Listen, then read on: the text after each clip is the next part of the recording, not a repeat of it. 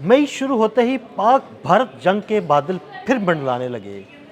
एक छोटी सी चिंगारी भी बड़ी आग का सबब बन सकती है। पाक भारत जंग के ये बादल क्यों मंडराने लगे, इस बारे में आमिर रज़ा से बात करते हैं। आमिर भाई, 1 साल हो गया मार्का हक को, हमने भारत को मुंह तोड़ जवाब दिया। उसके बाद ऑपरेशन संदूर, ऑपरेशन तंदूर बन गया, लेकिन अभी फिर कुछ खबरें आ रही हैं कि भारत किसी भी वक्त मिस एडवेंचर कर सकता है। आज 5 मई है। आज के दिन एक और सालगिरह है और वो सालगिरह है फ़तह मिज़ाइल की, जिसका तजर्बा हमने किया था। 120 किलोमीटर तक जाने वाला ये मिज़ाइल जो था, ये असल में गेम चेंजर साबित हुआ। जब हमने इसका तजर्बा किया था तो शायद हमारे वहमो गुमान में नहीं था कि ये गेम चेंजर होगा। बिल्कुल। लेकिन इसके साथ ही इसको जंग का सामना करना पड़ा। वो फॉल्स फ्लैग ऑपरेशन जो पहलगाम वाला था और वो आ गया। भारत ने इस तरह का झूठा प्रोपोगंडा शुरू किया और उसके बाद जंग का आगाज़ कर दिया। जंग के इब्तदाई दिनों में हमने उनके राफेल गिरा लिए और उसके बाद उनके पास माँ सवाए ये कि वो अपने मिज़ाइल्स के ज़रिए पाकिस्तान पर हमला करते, बल्कि अपने इंटरसेप्टर से जो है वो हमारे मिज़ाइल्स को रोकते। लेकिन हमें क्योंकि हमने जदीद नेविगेशन सिस्टम के तहत अल-फतेह जो फ़तह मिज़ाइल जो था वो लॉन्च कर रखा था। 120 किलोमीटर की इसकी रेंज थी। इसके ज़रिए से हमने भारत के कोने कोने में जो है आग बरसाई और फिर वो भारत जो है वो घुटनों पे आ गया और आकर उसने अमेरिका की मिन्नतें की और अमेरिका की वजह से ये जंग बंद हुई। इसमें कोई दो राय हो नहीं सकती।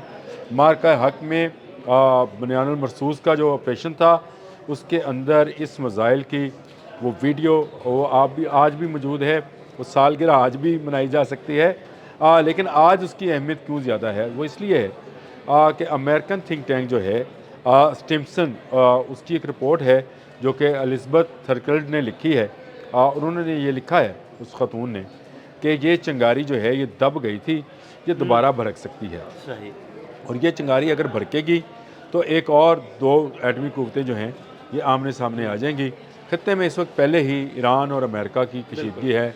ईरान, अमेरिका, इसराइल, मुत्तहिदा अरब अमारात चलें इस तरह कर लेते हैं। और इसमें ये कशीदगी जो है भारत एक मज़ीद फॉल्स फ्लैग ऑपरेशन के ज़रिए कोई इस तरह का एडवेंचर कर सकता है। इसलिए ज़रूरी था कि मैंने जब आपकी बात सुनी तो मेरे जहन में आया कि आज तो 5 मई है। आज के दिन हमने फ़तह मिज़ाइल जो था इसका हमने टेस्ट किया था और आज उसकी भी सालगिरह है। तो भारत मेरा ख़्याल है इन मिज़ाइल्स के होते हुए जो पाकिस्तान ने इसके बाद जो फैसला रॉकेट फोर्स वाला किया था और उसके बाद यके बाद दीगरे हमने कई ऐसे मिज़ाइल्स को टेस्ट कर रखा है। कई ऐसे मिज़ाइल्स का हमने जो है उसको चला रखा है जो इससे पहले हमने किसी जंग में इस्तेमाल नहीं किए और उनको हमने इस्तेमाल करना है अगर हम पर कोई ना कोई मुल्क जो है हमलावर होने की कोशिश करता है। देखें, पाकिस्तान की तमाम मिज़ाइल, पाकिस्तान के तमाम जहाज़, पाकिस्तान की तमाम दिफाई टेक्नोलॉजी जो है ये सिर्फ दिफा के लिए है। अगर कोई मिस एडवेंचर करने की कोशिश करेगा तो उसको सबक सिखाया जा सकता है और उसके लिए अल-फतह मिज़ाइल जो है ये काफ़ी है। बिल्कुल ठीक। मैं ये फ़तह 1, 2, 3, 4 तक जो है जो कैटेगरीज़ हैं ये काफ़ी है और ये इनकी रेंज इतनी है कि इनको रोकना ना S-400 के बस की बात है ना S-300 की बस की बात है। भारत के बस की अगर बात होती तो आदमपुर वाला उनका जो इंटरसेप्टर सिस्टम S-400 था बच जाता। अब वो और वो जब बचा भी नहीं और जब तबाह हुआ तो उन्होंने रशिया से कहा कि मैं S-500 दे दें। रशिया ने इनकार कर दिया। तो आप मुझे बताएं, ऐसी सूरत हाल में ये बात ठीक है कि मोदी जो है उसको हजीमत का सामना करना पड़ा है, उसको उसकी फ़ौज डीमोरलाइज है। वो जितना मर्ज़ी प्रोपोगंडा करें, जितना मर्ज़ी वो उछल कूद करें, लेकिन एक बात उनके अपने जो तजियाकार हैं वो ये भी कहते हैं कि पाक फ़ौज ने उस जंग में जो कि मई में आज से 1 साल पहले लड़ी गई थी वो उसमें पाकिस्तान ने फ़तह हासिल की थी।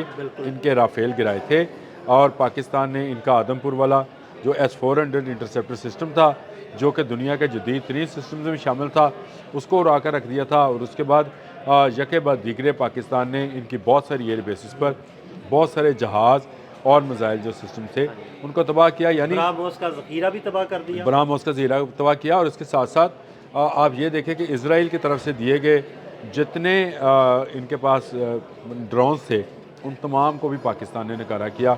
इनके ब्राह्मोस को भटका दिया।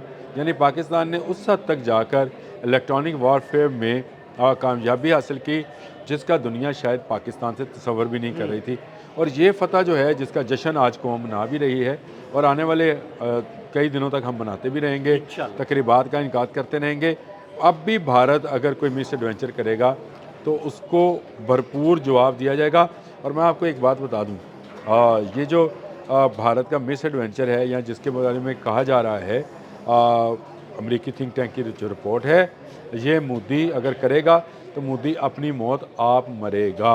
जो रहा सहा इनका कुछ मोराल बाकी भी है वो भी ख़त्म हो जाएगा। देखें इन्होंने तेजस बनाया, तेजस गिरने पे गिरता चला जा रहा है, 3 दफ़ा तो वो खुद ब खुद गिर गया।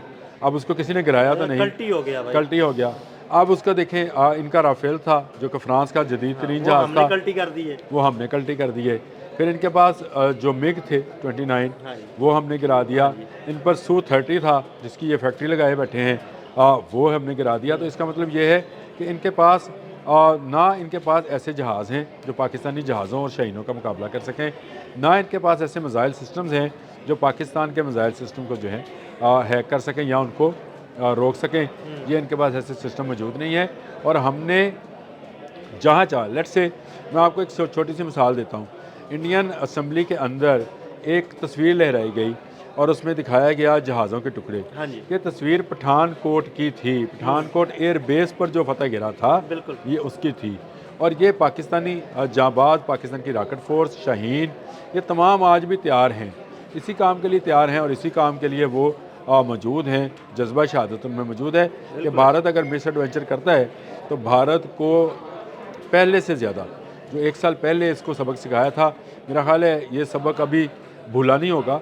अभी इसके गाल पर वो पंजों के निशान जो हैं, जो राफेल की सूरत में थप्पड़ मारा था, वो मारा होगा अभी अच्छा भी। आमिर भाई, वो अमेरिकी थिंक टैंक की जो रिपोर्ट है उसको अगर मद्देनज़र रखें तो क्या आपको लगता है कि वाकई भारत कोई ऐसी हरकत कर सकता है अगले आने वाले चंद दिन में? देखें भारत में इस वक्त जो है शदीद दबाव है मोदी के ऊपर। पाकिस्तान ना सिर्फ ये जंग जीता बल्कि उसके बाद उसने दुनिया के दिल जीत लिए जब उसने अमेरिका और ईरान के दरमियान सालसी की। ये आग लगी पड़ी है वहाँ का। अगर मीडिया देखें तो वो, अब उसको क्या कहें, एक जानवर की तरह ऊंची आवाज़ में बोल रहा है। और उससे अंदाज़ा ये होता है, उससे नज़र ये आता है कि ये इनको इस वक्त कितना प्रेशर है या दबाव है। इस प्रेशर और दबाव में ज़रूरी ये है कि पहले ये अपनी फ़ौज का मोराल बनाएं। इनकी फ़ौज का मोराल जो है वो कहीं ऊपर नहीं है। उसकी 2 बुनियादी वजूहात हैं। हमने एक व्लॉग किया था, अगर आपको याद होगा तो वो किया था हमने चीन के नए ड्रोन सिस्टम पर, जो उससे बॉर्डर पर जो है ना वो नस्ब कर दिया है। एटलस नाम है उस सिस्टम का। एटलस सिस्टम जो है ये इसने इंडियन बॉर्डर्स पे नस्ब कर रखा है। और आज भी इलेक्ट्रॉनिक वॉरफेयर के अंदर ना ये चीन का मुकाबला कर सकते हैं, ना ये पाकिस्तान का मुकाबला कर सकते हैं। चीन और पाकिस्तान मिलकर दोनों एक दूसरे का जो है वो दिफा करना जानते हैं। तो मेरा ख्याल है थिंक टैंक की रिपोर्ट इस हद तक ठीक है कि जो उस पर प्रेशर है, दबाव है, उसमें वो मिस एडवेंचर कर सकता है। लेकिन ये रिपोर्ट भी है कि अगर वो मिस एडवेंचर करेगा तो पहले से ज़्यादा मार पड़ेगी और भारत टूटने की तरफ चला जाएगा। इसको मोदी किस हद तक अफोर्ड करता है ये देखने वाली बात। बिल्कुल, बहुत शुक्रिया आमिर भाई। आमिर भाई ने सारे मामले पर बड़ी तफसील के साथ रोशनी डाली। मज़ीद अपडेट्स के लिए हमें फॉलो करते रहें। अदील अहमद और आमिर रज़ा को इजाज़त दीजिएगा। अल्लाह हाफ़िज़।